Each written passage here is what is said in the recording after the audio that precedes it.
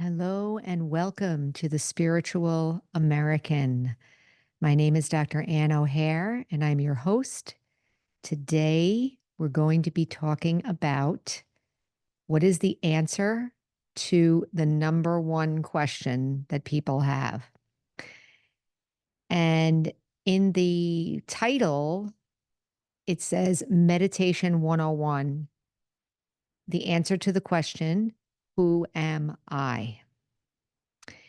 This seems like a bigger topic than one can cover in 20 minutes, right?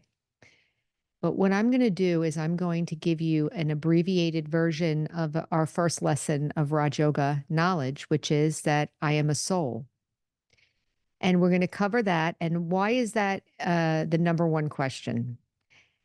Maybe we're not asking it on a day-to-day basis. We're very caught up in our, you know, regular, ordinary life and the activities and things like that. But sometimes in different times in our life, we may have questions about the purpose of life or the meaning of life or who are we or things like that. And when we meditate in Raj Yoga meditation, we're meditating on the truth of the self. So, and the truth of the self is independently true. So, for instance, I am a soul. So, what's a soul? We're going to talk about it in a minute. But the soul, I am a soul, whether I'm thinking I am or not, right? Because if anyone has ever seen like a dead body, right? I'm going to go into it, but let me finish the introduction. So we're going to talk about what is the soul. I'm going to give the introduction, and then we're going to talk about how this works in meditation. If you saw the last episode, we talked about it a little bit.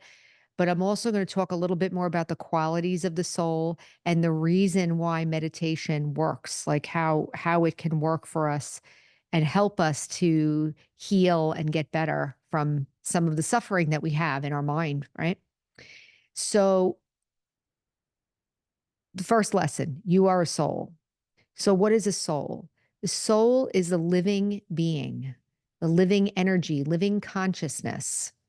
So, if anyone has ever seen a dead body, which is the example I was going to give before, if anyone has ever seen that, it's very clear that someone's not there. Like if I'm looking at grandma's body in a coffin, let's say, I'm clear. I mean, even as a child, I'm remembering my own childhood. If I saw somebody, in the Christian tradition or the Catholic, they show like an open coffin, you see the body there, right? So like I would see the body there and I would be like, even as a child, I understood intuitively that grandma isn't there. Like the body's there, but grandma's not there. So there's some understanding, intuitive understanding that the body is different from the self, let's say. So in Raj Yoga meditation, we're starting to understand this knowledge, the understanding of the self. Who am I? I am a soul. I am living consciousness.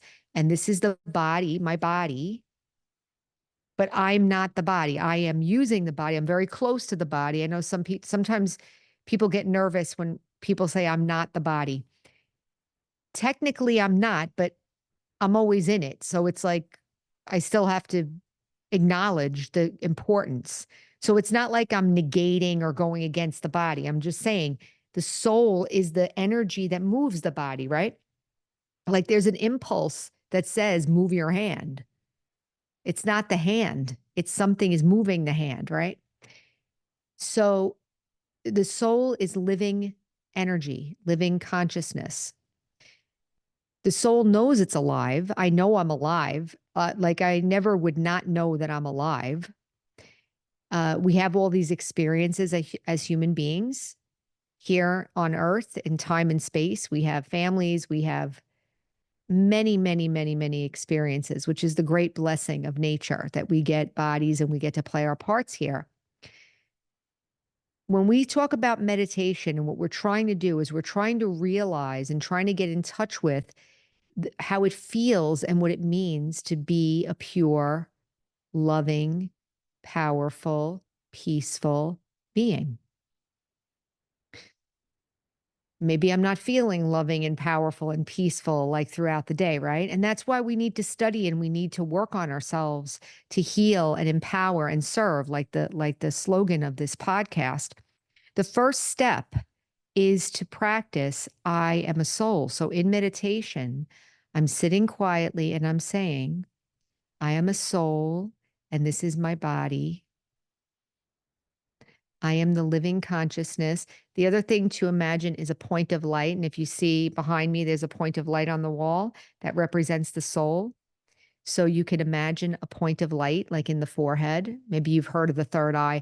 What the third eye basically means is that the living being is living in the body or living using the body, but the living being, you can imagine a point of light. Is the soul actually a point of physical light? No, but you can use it to imagine that there's this point of consciousness here.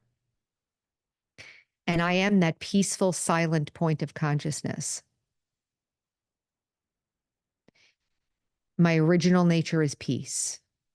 My original nature is love and power and innocence and purity and knowledge, wisdom, happiness. Those are my original qualities. So the qualities of the soul, why do we need to know the qualities of the soul? Just like when you meet somebody, their personality, right? That's what stays with you. When you meet somebody new, you don't think, oh, wow, they were tall. You might say it if they're really tall, but generally you comment or you remember how they made you feel or their feelings or how they are, like their personality. Wow, they were nice. They were nice. Oh, that was a cheerful. He's kind of cheerful, right? Like there are qualities that they're showing. So the original qualities of the soul are peace, power, purity, love, bliss, happiness, wisdom. Those are all our original qualities. Now, why am I mentioning this now? Because when we meditate, so the question that we're answering is, who am I? Right? Who means like the qualities, right? So I'm sitting quietly in meditation and I'm just reminding myself, yes, I'm here. I'm a human being. I'm on earth. When you meditate, you don't forget like who you are in life. Sometimes when we think about meditation, it might be a little scary for us, especially in the West. And again, this is the spiritual American. So I'm talking to people who maybe weren't so interested in those kinds of things before, but are open to maybe trying something. And so in Raj Yoga meditation, it's really all about you. And it's all about you and your mind and the truth about who we are as souls. So when I'm practicing this meditation, I'm just reorienting myself. I'm not forgetting my whole life. I'm just considering the eternal truth of myself as well. It's like I'm adding on. I'm not negating, I'm adding to my knowledge of myself, right? So I was just thinking about the Bible, like in the New Testament, there's living in the flesh and living in the spirit. It's kind of like that. You won't forget like your life, but you're considering now that I also have a spiritual reality. So in meditation, I'm sitting quietly. I'm not thinking about my ordinary life because I'm usually thinking about it so much. And now I'm just thinking, I am quietly sitting here, the point of light, the peaceful, shining star in the center of the forehead. And my original nature is peace.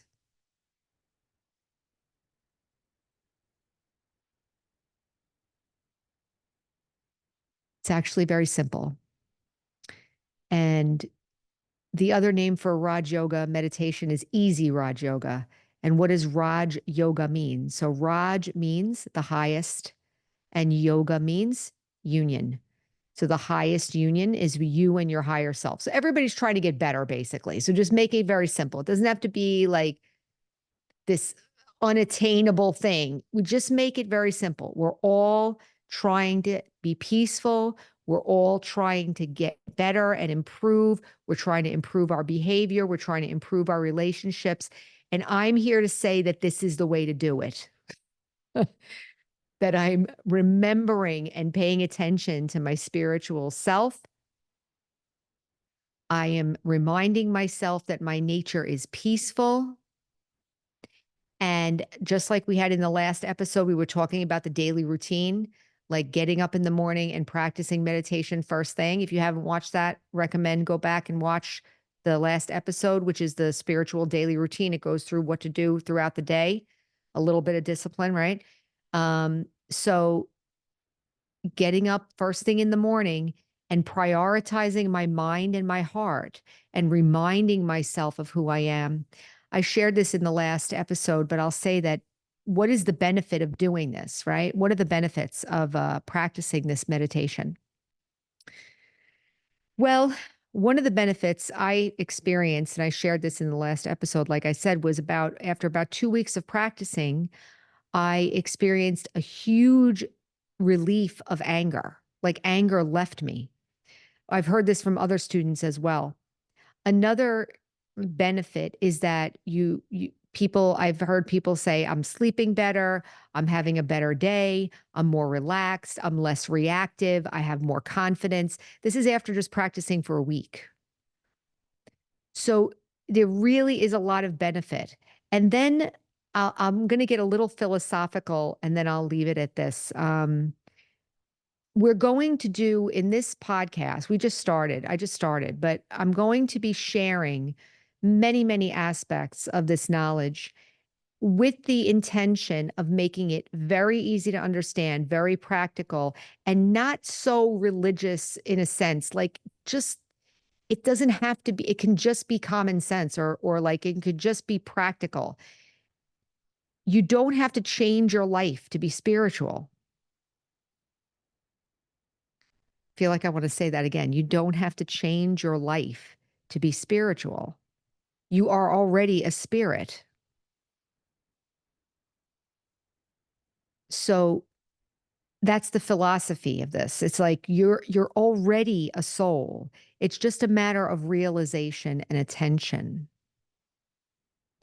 Anything we pay attention to is going to have an impact on us. Anything we pay attention to, we're going to become more like any kind of a study. If I'm studying to be a nurse, like I am nurse, or if I study to be a doctor or something like that, the more I study, the more I pay attention, the more I'm going to identify with that thing. So if I say that I'm a spiritual being, my original nature is peace and love and happiness, and I keep working on that, and then, as I said, there's going to be more and more pieces of this knowledge that get shared here.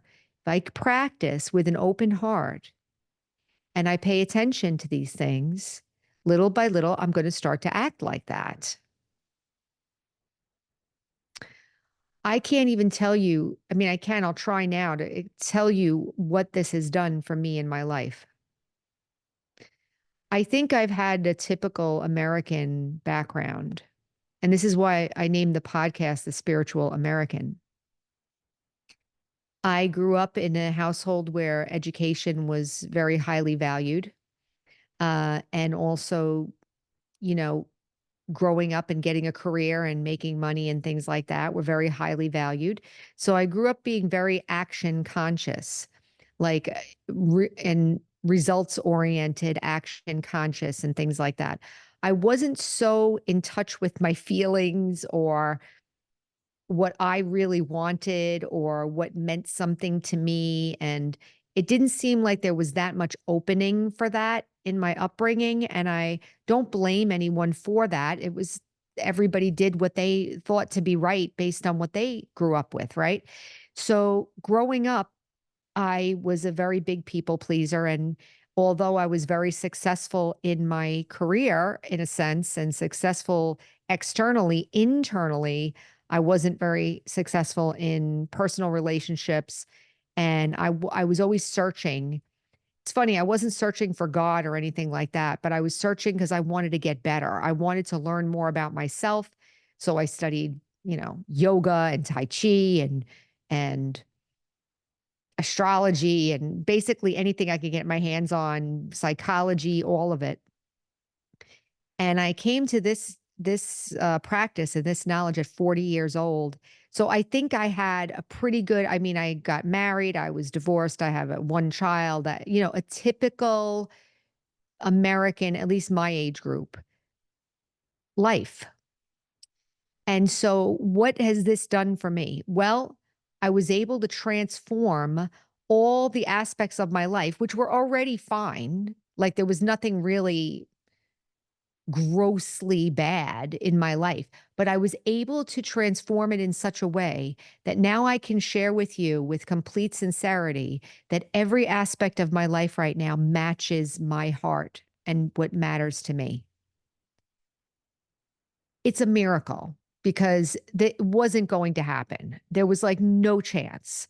So I would say to anyone who's listening, what we're talking about today is the beginning of meditation, the foundation of Raj Yoga meditation.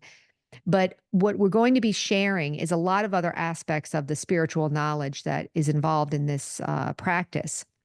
So stay tuned if you like this. Also, in the description, there's the Brahma Kumari's website. Please check it out if you like, because there's going to be lots of meditation connections and classes that you can sign up for if you like. One of the things I like about this podcast and this online service is that you watch it on your own time. We're not asking for anything. All the Brahma Kumari's classes are free. It's really just a chance to try something and that maybe it will make a difference. I can say it made a tremendous difference in my life. And I can say that I'm truly happy and satisfied. And I did it. So it's not like something else did it. I did it because I learned who I am and I was able to make those changes and make it meaningful to me. So I'll leave it there. I hope that was enough to entice and interest if it's something that you want to try. And so until next time, our slogan is heal, empower, and serve. Thank you very much for listening, and we'll see you next time. Take care.